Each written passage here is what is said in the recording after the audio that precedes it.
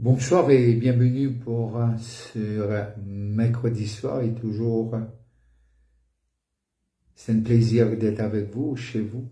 Et nous voulons découvrir ce soir deux portions de l'écriture qui me pensé nous connaît et très souvent de fois nous oublier qui nous était et qui sont là, qu'avec nous. Et Paul, lorsqu'il écrit à l'église de Philippiens, et Philippiens 4.4, et réjouissez-vous toujours dans le Seigneur. Je le répète, réjouissez-vous. Et 1 Pierre 2.9, vous au contraire, vous êtes une race élue, un sacerdoce royal, une nation sainte, un peuple acquis, afin que vous annonciez les vertus de celui qui vous a appelé des ténèbres à son admirable lumière. Et genre, le chapitre 8, le verset 36, si donc le Fils vous a franchi, vous serez réellement libre. Que Dieu bénisse la lecture de sa parole.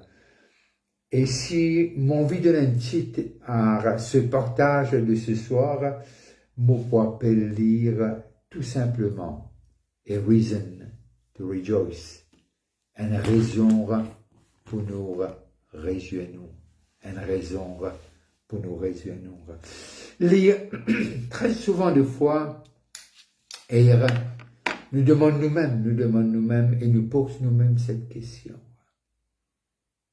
Et comment nous sommes capables d'être joyeux quand les choses papiales, comment nous on vit y aller, ou bien les choses qui nous attendent, peuvent prendre des semaines, des mois, des années. Et comment réjouir-nous quand les choses qui supposées à comment les besoins aller et il y a non seulement il peut aller, mais il y a le contraire de ce qui nous attend était. Et là, nous apprenons des choses qui, lorsque Paul écrit, réjouissez-vous toujours dans le Seigneur, je le répète, réjouissez-vous, Paul est en prison. Paul en prison, et il peut écrire cela. Ah, peut-être vous dire, moi, mais lis Paul. Bien sûr, mais simplement, nous avons quelque chose en commun. Nous avons quelque chose en commun, ce que nous avons en commun, nous avons le même Seigneur, le même Sauveur, lavé par le même sang, racheté par le même prix, et nous sommes habités par le même esprit. Et l'histoire de nous les prisons d'autrefois, les prisons qui veut dire c'était un peu quelque part la canalisation du sewage, des déchets, des eaux usées, qui passent à travers les prisons. C'est un peu l'histoire qui raconte nous cela. Et là, dans cet état-là, nous-mêmes nous connaissons, nous capables d'être heureux, mais si nous regardons l'endroit et il dégage une odeur qui n'est pas possible, il est presque difficile pour être joyeux. Mais là, Paul, il est emprisonné et il connaît que c'est la fin pour bientôt. Et il dit, réjouissez-vous. Je le répète, réjouissez-vous. Et il dit, nous, les répète-les encore. Non seulement réjouissez-vous toujours, mais il dit quelque chose dans le Seigneur. Et je le répète, réjouissez-vous. Nous connaissons bien que la joie du Seigneur, c'est notre force. Et nous arrivons à connaître quand nous pouvons travailler, quand nous avons cette joie en nous, et la fatigue paraît difficile pour nous. Mais quand nous pouvons agir, nous pouvons travailler dans une tristesse avec un l'équerre abattu, et là nous arrivons à réaliser comme si la force nous manque pour aller plus loin. Et là, Paul les dit-nous cela parce que quand nous lisons dans Jean le chapitre 15, nous arrivons le verset 11, si je ne me trompe pas, il dit non seulement, et le verset 17, les causes de ce qu'il laisse nous sur la paix. Et la paix qui alle jusqu'à le jardin d'Éden. Qui veut dire, il donne la paix qu'il donne à Adam avant le péché. Il laisse nous sur la joie, il dit que sur la joie capable demeure en nous. Demeure en nous. Et il y a quelque chose qui se montre dans lequel nous étions, qui était, et Jésus dit comme ça, j'ai vaincu le monde dans lequel je vous ai laissé. Jean 16, 33. Et là, nous arrivons à comprendre ce que Dieu est faire tout pour nous capables d'être heureux. Et il y a quelque chose qui rôde durant toute la journée, et c'est prend cette joie. S'il est capable de prendre nous la joie, il prend nous la force. S'il est capable de prendre nous la joie, il est capable aussi de substituer cela par le découragement. Alors, être heureux, il y a une décision. Et c'est pour cela que Pierre comme cela, parce que Pierre, parmi les disciples, il était impulsif, il était faire des choses qui vraiment les autres disciples, ils trouvent difficiles, mais Pierre dit quelque chose, il dit, vous, au contraire. Et ça même Pierre qui trahit Jésus là. Ça même Pierre qui tire vraiment abandonne-les là. Et cette Pierre, il réalisait que tout ce qu'il a fait qui n'était pas en ligne, Jésus a pardonné Pierre. Et là, il dit, vous au contraire, vous êtes une race élue dans lequel il y a l'esprit de Dieu, dans lequel il y a la joie de Dieu. Un des fruits de l'esprit, c'est la joie. Selon Galates 5, 22. Et non seulement il dit, vous êtes une race élue, un sacerdoce royal, une nation sainte, un peuple acquis. Et là, nous arrivons à comprendre de ce que la joie, les besoins. Moi, je peux dire, on peut aller, on peut ricaner, on peut quelque chose qui pas genuine. Mais la joie, n'est pas quelque chose d'intérieur. Bien sûr, il est manifesté par nos comportements, par nos conversations, par la façon dont nous présentons nous-mêmes, mais simplement connaît aussi de ce que la joie, c'est un choix qui nous est là pour prendre livre. C'est pour cela que le psalmiste dit qu'il est comme un arbre planté. Et lorsque nous sommes plantés, parfois, nous pas arriver à penser, cette journée, parfois, je me demande moi-même, me dire, où est la joie? Mais m'arriver à réaliser que la joie est en moi.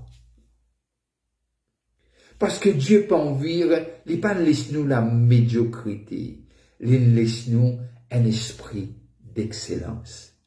Il laisse nous sous la joie et sous la paix. Alors, qu'on les écrit, qu'on les écritures, qu'on la Bible, les pour aide-moi pour arriver positionnement, comment Pierre dire, en sacerdoce royal, et en même temps connaître que si le peuple de Dieu pas capable d'être heureux, si le peuple de Dieu pas capable de bouger dans la joie de Christ et la paix de Christ, personne n'est pas capable de faire lui. Vous connaissez, nous trouvons du monde parfois heureux. Et je dis comme ça, et c'est une façon de parler. Je dis, non, Jésus me guide comment être heureux. Parfois, nous pensons qu'être heureux, c'est le matériel.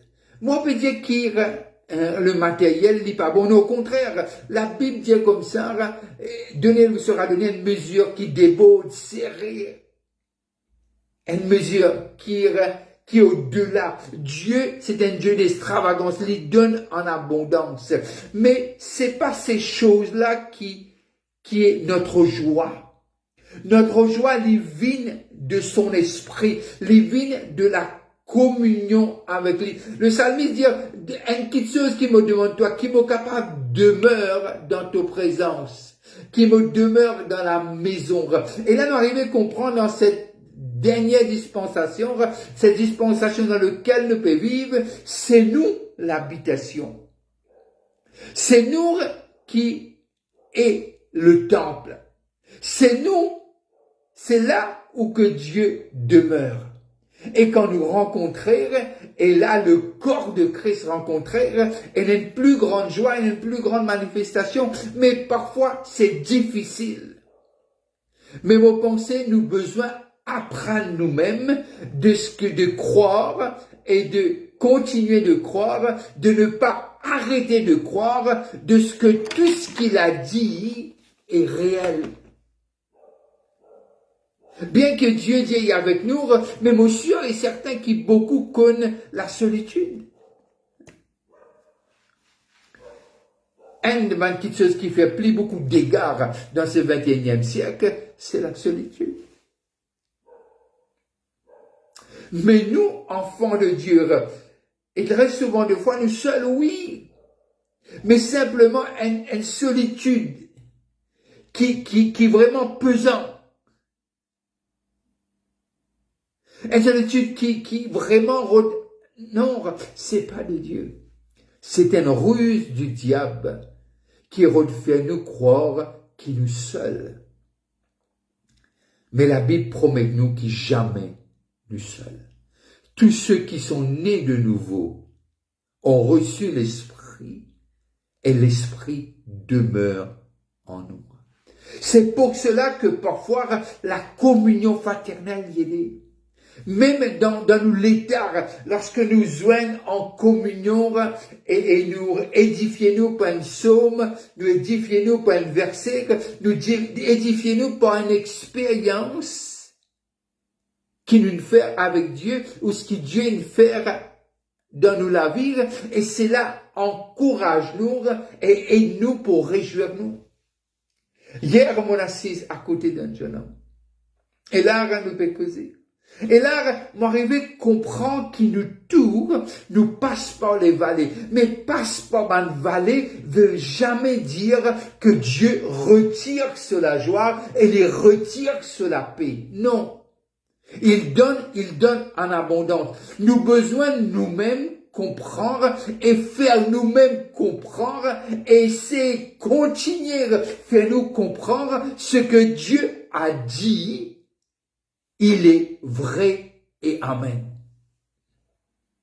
Parce que Dieu n'est pas menteur. Et nous ne ça avant ce que le Fils de l'homme a franchi et tout ce qui est libre, parce que nous sommes esclaves. Maintenant nous sommes libres et un esclave libéré, c'est un esclave joyeux.